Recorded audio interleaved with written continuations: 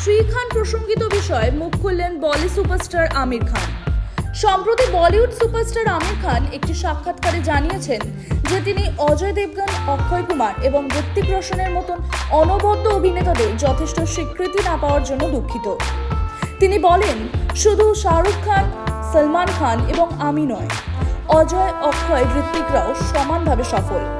সবাই hit cinema দিয়েছেন, কিন্তু তাদের নাম তেমন উচ্চারিত হয় না।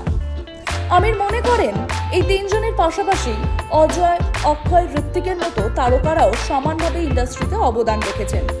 শুধু ত্রয়ী খানের নাম আলোচনায় তুলে ধরা উচিত নয়, কারণ অন্যরাও বলিউডে সমানভাবে গুরুত্ব দিয়েছেন। তিনি বলেন, সকলের কাজকে সমানভাবে সম্মান দেওয়া উচিত, একতরফা স্বীকৃতি দেওয়া কখনোই উচিত নয়। 90 দশকের দিকে একটু নজর দিলে দেখা যায় বহু হিট করা ছবি বলিউড ইন্ডাস্ট্রিতে ব্যাপক জনপ্রিয়তা পেয়েছে এবং যার আলাদাই অবদান রয়ে গিয়েছে। যেমন আমির খানের অভিনীত প্রথম ছবি কিয়ামত সে কিয়ামত তক, যেখানে বিপরীতে দেখা গিয়েছিল জুহি চাওলাকে। সলমান খানের প্রথম ছবি ছিল मैंने प्यार किया, বিপরীতে দেখা গিয়েছিল অভিনেত্রী ভাগ্যশ্রীকে। অক্ষয় কুমার অভিনীত প্রথম সিনেমা জগতে পা রেখেছিলেন সওগান্ত ছবির মাধ্যমে। ছবিতে অক্ষয় ছাড়াও দেখা গিয়েছিল রাখি এবং শান্তিপ্রিয়াকে। অন্যদিকে অজয় দেবগনের প্রথম ছবি ছিল ফুল और कांटे, যেখানে অভিনেত্রী মধু ও অরুণা ইরানিকেও দেখা গিয়েছিল।